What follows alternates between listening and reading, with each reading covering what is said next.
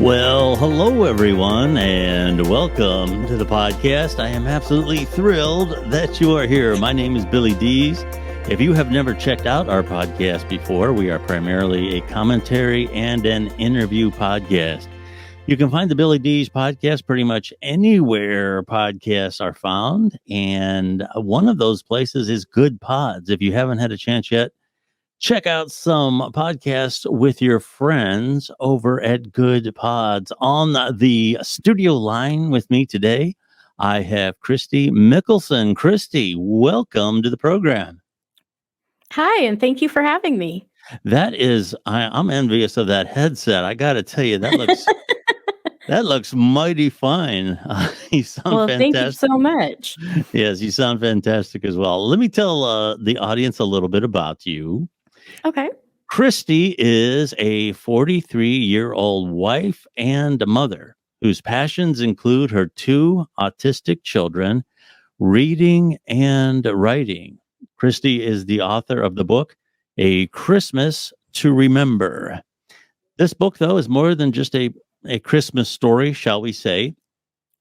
Kristy wrote this book based on the real emotions her mother faced when her father passed away from stage 4 renal cell carcinoma. Kristy's goal with writing this book was not only to present a Christmas love story, but to bring some cancer awareness about renal cell carcinoma, as well as another form of cancer called inflammatory breast cancer.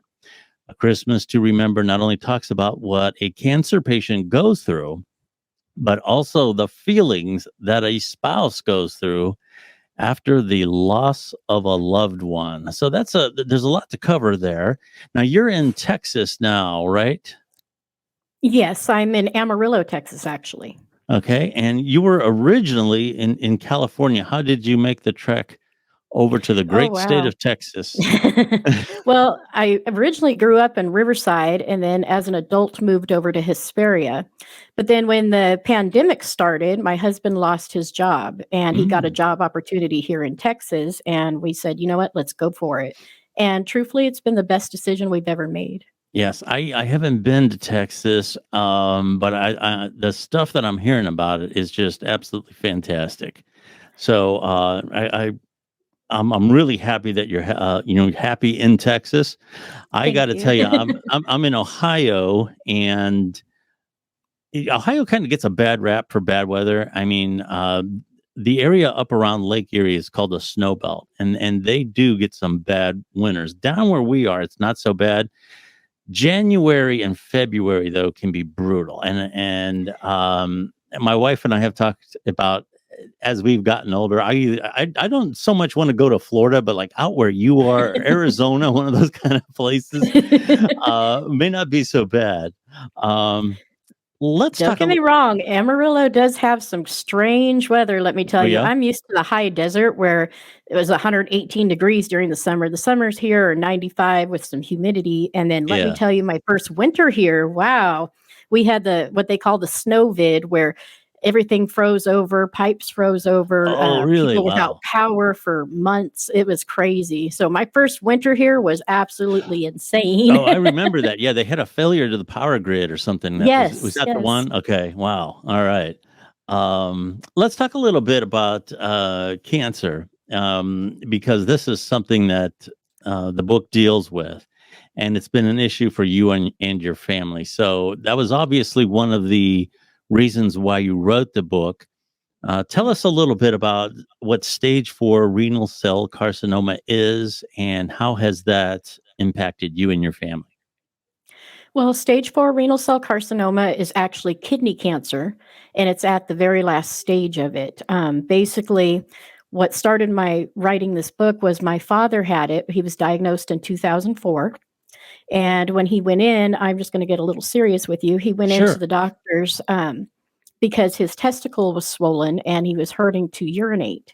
Oh, And when they did the test, they found out that he had a 14 millimeter centimeter mass in his kidney. And then he went and had his kidney removed. And then all of a sudden, 3 months down the road, it had spread to his liver. And then from his liver, it went all over the body. And he did many, many chemotherapy trials and different drugs and stuff for 7 years. Wow. It it was very hard to go through. Let's put it that way. Sure. My dad died of cancer of the pancreas, and Yes. I don't know if this is a blessing or a curse, but he was dead within 2 weeks of being diagnosed, and Oh, that's wow. because no symptoms practically right until the very end. Oh, Um, wow. my dad is the type, he would not have done well with treatment. Um, you talk about it in your family. For those listening, I can't guarantee what I'm about to say is correct. I'm not a specialist, but as much as I've looked into it, um, cancer of the pancreas isn't necessarily cancer of the pancreas. It's not like all the same. There's different types. Some are linked Yes. to heredity, some are linked to lifestyle, and some are just, quite frankly, bad luck. Yes. Some are more curable than others, and that's one thing I would say in terms of people listening to this. Not to be negative, I believe that we hear so much about the bad things of cancer, but they actually have made a lot of progress. There's a lot of cancers Yes. right now, especially with skin cancer and other things, that if you catch them in time are much more curable than what they were 20 or 30 years ago. And that's especially true of colon cancer. By all means, get yourself Yes. screened. Get yourself screened. That is so important. And I would say talk to your doctor about maybe getting screened a little younger. They've always said 50. I was screened when I was 50. But I've known a lot of people have gotten hit with it that are much younger than that. So I don't see anything wrong with talking to your doctor about getting it done early. Do you have any comments on that? I definitely agree with you. Definitely get screened. Actually, I'm in my 40s and was screened about 3 years ago for Hmm. colon cancer. And then actually 2 years ago, I had a breast cancer scare. Mm. Again, I'm just going to get a little personal with Oh, you. fine. Everything.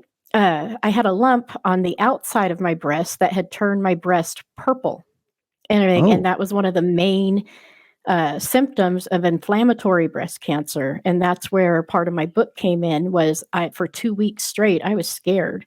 I was oh, very, very sure. scared. And it was the worst 2 weeks of my life waiting for the pathology reports to come in. Oh, I know that's got to be a very agonizing time. And I'll say this: I really, in terms of dying, I'm to the age now where I'm not saying I'm not close to death, but you're not 20 years old. You're 20 Right. years old anymore. You feel like you're going to live forever. The feeling that I'm going to live forever has passed. I But feel you on that. however, I don't have a fear of dying per se. Like, for example, a plane crash. It's like that first hill on a roller coaster.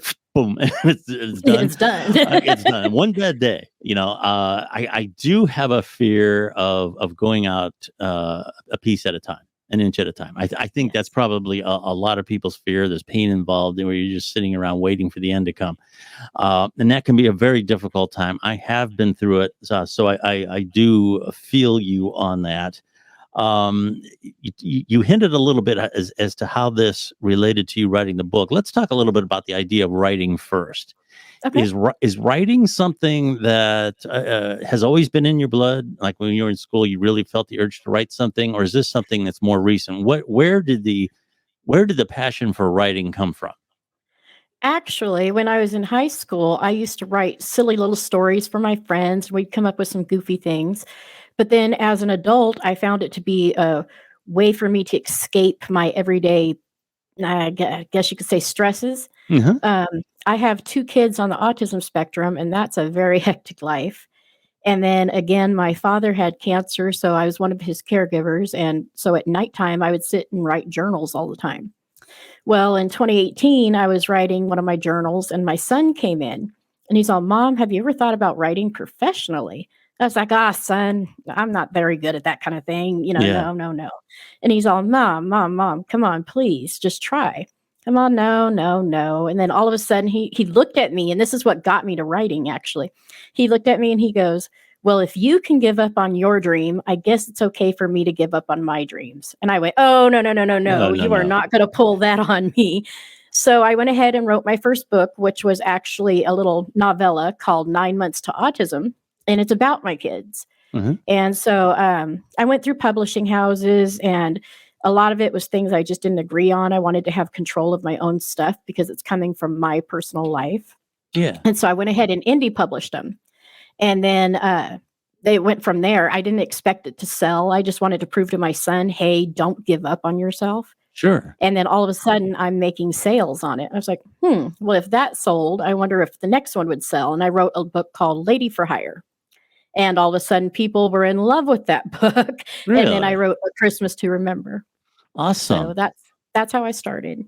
The next question kind of closely follows up with that. You believe that writing is a creative way to express many human emotions that are sometimes hard to speak. Yes. Can you talk a little bit about that? Okay. I don't really know how to put it into word. I'm one of those types that I escape from my own self by writing. Yeah, So when I'm talking face to face, I have a really hard time expressing how I really feel. I could sit here and say, oh, I hurt today, but nobody really gets how much I'm hurting.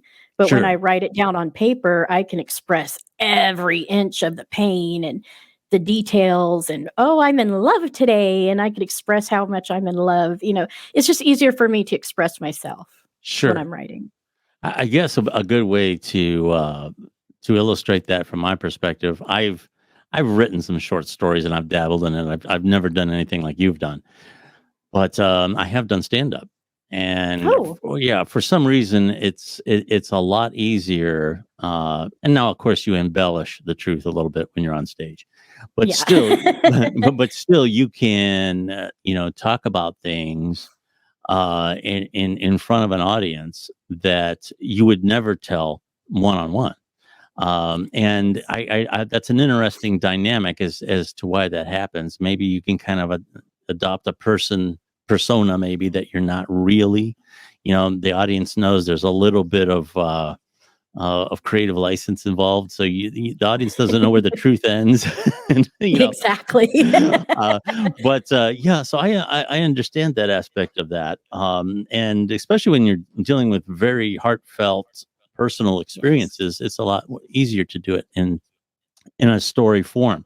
Now, you draw upon real life experiences as we've just discussed, and of course, there is the fiction side of it. So, how do you Yes. mix those two things? How do you have a? Does it just come naturally, whatever feels right, or do you have a little formula? You want enough of it of yourself in the story that it's real, but enough that you're not revealing everything.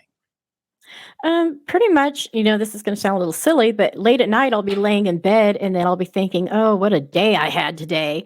And then all of a sudden, something comes into my head. Oh, you can make a story out of this. And so I'll get down behind my desk and I'll start writing down experiences such as the cancer scares. Or in Lady for Hire, there was a scene where she started out homeless. And Hmm. at one point, I was homeless, not to where I was living on the street, but I had lost my home due to some financial issues. And uh, I just took those experiences and wrote it down. I was like, well, I don't want to use myself. I don't want people to really know everything about me. So I made up a name behind it. Hmm. And then pretty soon, the characters just started, writing itself. I was like, oh, well, I can make this happen and this happen and this happen. So all my books start from personal experience and then it turns into a fictional character. Sure, that process is interesting because I've had a lot of people tell me. I've had musicians tell me the same thing, that a lot of times a song starts out a certain way. It ends up, let's say, you start out with a real good idea for a love song or something. It turns into something else. It kind of gets a life of its own. Yes. And that's something that you've mentioned with the storytelling. Have you ever surprised yourself? Did you ever say to yourself, "Yeah, Actually, yes. I was doing a character one time and I was like, oh, I'm going to have this character in this way. And then I was like, wait a minute, my own life experience comes a little bit better. I'm going to end it this way. And the book turned out, in my opinion, turned out really good. I was very, very proud of A Christmas to Remember because it talks about my experiences, but I turned it into a fictional character that I wasn't expecting. I fell in love with my character that way. oh, great"? Is there a reason that it all came together the way that it did? When you wrote the book, you had the cancer experiences. There's the time period of the year. There's Christmas. Is there a reason why that all kind of came together that way? Um, a few years back, after my father died, it was Christmas time, and I was feeling really depressed. And, because I was very, very close to my dad, I Yeah. was pretty depressed, and I went to sleep, and I didn't really want to be around anybody at the time. I was still dealing with my own grief. And in my dream, I had a dream about my dad. Mm, And I used that. I don't want to give it all away because it's a part of the book, but I used that dream in the book, and that's what helped get that book flowing a little bit. I was like, I can use my dreams, my experiences, to hopefully give hope to other people out there who have gone through loss of a loved one from cancer or from cancer experiences. yeah. That was going to be my next question is what Oh, do I'm you sorry. hope? No, no, no, no, no. It's a good thing. It's a good follow up. What do you hope that the reader takes from the book when they read this and they make a comment about it? What do you hope is something that they took from it? Truthfully, I hope they learn a little bit, number one, about renal cell carcinoma, because when you talk about cancer, you don't hear a lot about renal cell carcinoma. You hear about breast cancer awareness, you hear about Yeah, colon cancer, but you never hear about kidney cancer. So I hope that brings a little awareness to people about that, and also inflammatory breast cancer. It's yeah, one of the breast cancers that's really not talked about out there. yeah, So I hope people gain a little bit of that. And also, I'd hate to, or not hate to say, but I really want people to gain a little hope after they read the book. yeah. Um, I've had bats with kidney stones, and Okay. I'll tell you those are extremely painful. The first time you have a bat with them, they do send you to a urologist and make sure that there's nothing in your system that's causing them because there are some things that can be going on inside you that's a sign of it. Yes. That's an indicator. Some people just don't manage kidney stones well. I'm one of the lucky ones there, I guess. There's basic things you can do, like drink lots of water and things like that, but some people are just prone to getting them. Yeah. Is there anything that you would recommend in terms of frequent kidney stones or in getting that checked? Is there any type of words of advice there? Just, and here again, we're not here to give medical advice, but just from your own experience, would you advise somebody who has a persistent problem like that to investigate that further? Yes, definitely. I know someone in my own life who urinates frequently, and that was a indicator. I was like, you need to go get that checked out. And it turned out they had a cyst in their kidney. It Mm, turned out to be non-cancerous, thank goodness. But definitely, if you see anything that is unusual for you, urinating blood, urinating frequently, swollen testicles, if you're a male, anything like that, please do not hesitate and go get it checked out as soon as possible. I think my dad would have been around a little longer if the doctors had caught it a lot sooner. yeah, So, yeah, and that's so often the case. Here again, talking about the discovery, different types of cancer. I have found, and here again, from my own experience, that natural forms of cancer, let's say people that have just developed cancer, those are easier to arrest than a cancer that is caused by a carcinogen. For yes, example, something like cigarette smoking, once that gets moving, that can be very hard to stop. But in both cases, the best thing to do is catch it early. And yes, yeah, I mean, it's always the earlier the better. Actually, colon cancer is one of the few where the test can actually prevent because they yeah. find the polyps and take them out. So, yeah, listen to your body and take care of yourselves because I got to tell you, life is a fragile thing as it is, and if you can get the obstacles out of the way when they're small, as opposed to Please when they're do. yes, Yes. yes, absolutely. Given all that you've said, what would be the best compliment that you could receive about your book, other than I read it? I mean, what would you if somebody said? Hey, I really got this from this book, or it inspired me to get checked. What would be the best compliment that you could have about your book? From this book, primarily this book, it would be, "Hey, I feel like you really got me," because it deals a lot with the emotions involved with cancer and the spouses of people with cancer. It would be that, "Hey, you really got me. I no longer feel like I'm alone." In Yeah, fact, that has been a compliment of mine, but not from the Christmas book, it was actually from my autism book. I wrote it about the kids having autism, and I walked into the local grocery store there in Hesperia, and a cashier happened to recognize my picture from the back of the book, and she started crying. And she came Oh, running up to me and she's all, "It's because of you that I don't feel alone anymore." And that was the oh, best compliment I could have ever gotten. So I yes. thank you to the kind lady at Winco in Hesperia. Thank you very much. Hmm. And I also, from this book, I really do hope that people get hope from the book and they can really relate. My books, I want people to know that I understand you. I may not have had the same problems that you have, but I'm always here. If anybody wants to reach out, you can reach me by author Kristy Mickelsen at gmail.com. Uh, I'm here to talk to you about anything. We've had a lot of losses in our family from cancer, from mental illness, from suicides. Please don't ever be afraid to reach out about anything to anyone. Just talk to people. That's a great message. And it's something that, you mentioned mental health. For some reason, it's interesting that you mentioned that. My quote unquote day job, I work for a couple nonprofit entities here in Ohio, one of which deals very much with the issue of mental health and addiction. And one of the things that we try to do is fight the stigma for both. And for some reason, with mental health, people feel that it is a sign of weakness to say that I need help. And that's you. If you could equate that, if you fall and you break your forearm, you're going to get help and not think twice about it. Exactly. When you have a broken spirit, it's no different. You need to reach out for help. So I'm glad that because I that's a recurrent theme in a lot of my content is the stigma that we have, especially for men. For some reason, men just feel that Yes. it's a blow to their strength if they say, I'm not happy and I can't make myself better." Do you have any comments about that, about the stigma of reaching out for help when you have mental health issues? Basically, I want to tell men out there, women actually like it when you admit that you need help, and women actually appreciate you having feelings. Please stop with the male egotism on that part. I mean, we really enjoy hearing that you have just as many emotions as we do. There's nothing wrong with admitting that you need help. There's nothing wrong with admitting that you need to cry or to reach out. Um, Again, I've lost a lot of family members and people that I've loved throughout my lifetime through suicide, and I want to please, again, once again, reach out to people. It Yes. doesn't matter if you need to reach out in person, if you need to write it out, write a song, there's always somebody out there, and tomorrow's another day. I Yes. promise you it will get better. Suicide is another one. A lot of times the stigma is that we don't want to say anything to somebody who we are afraid may be considering it.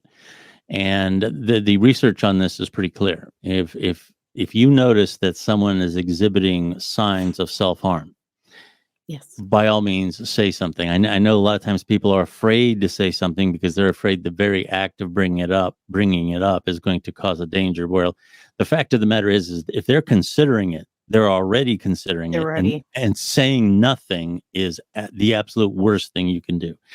If they get offended, if they whatever, that's a lot better to offend somebody than not to say anything. And the next day rolls around and you realize something horrible happened.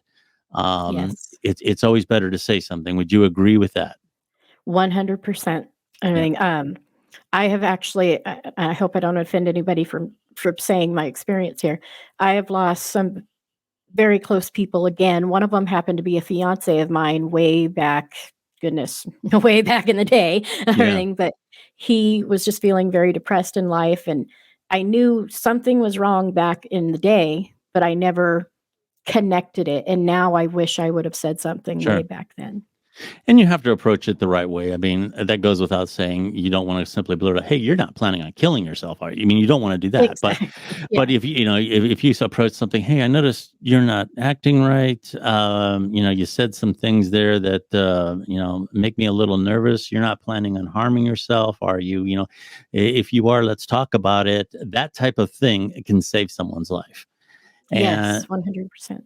right, and I didn't realize, but the window, if someone's considering doing something like that, once they make that decision, okay, this is what I'm going to do, till they actually do it, it's very, very small.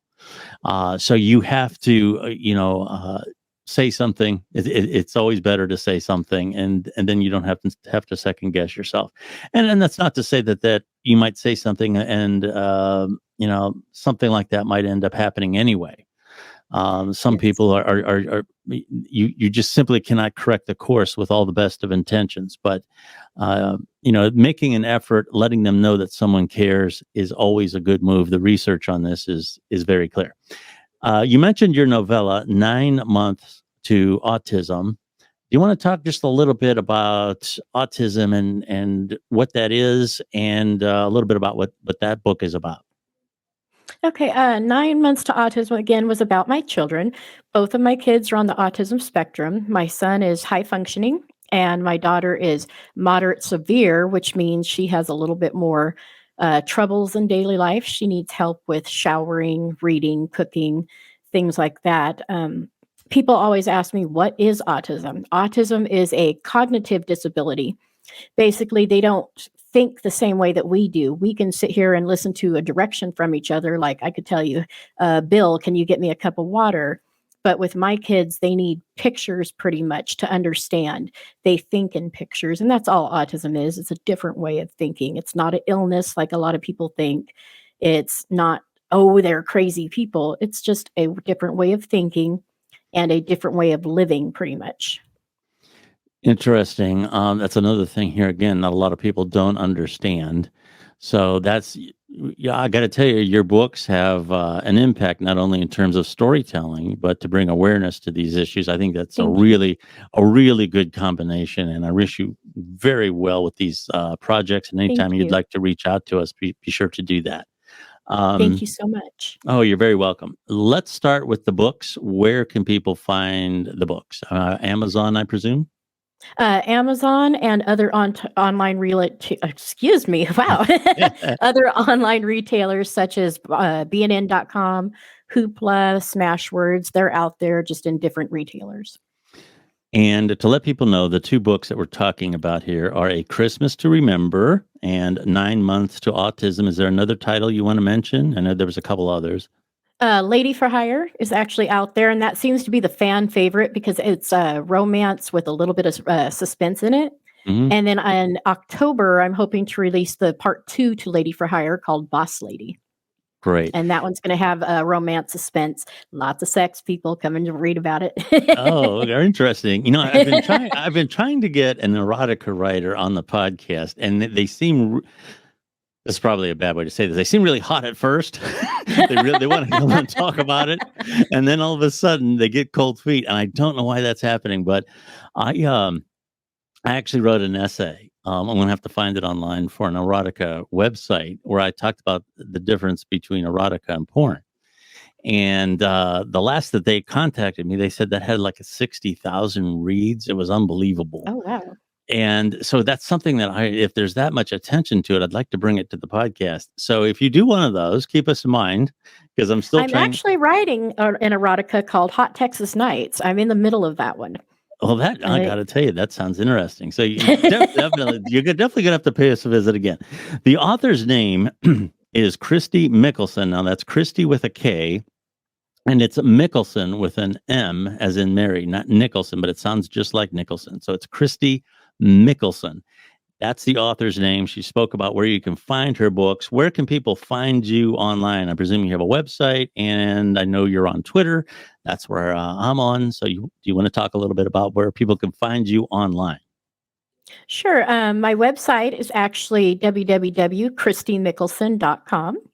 And I'm actually on Facebook, Instagram, TikTok, Twitter. I'm pretty much everywhere. Really? On Twitter, yeah, I'm everywhere. But on Twitter, I'm at Kristy Books.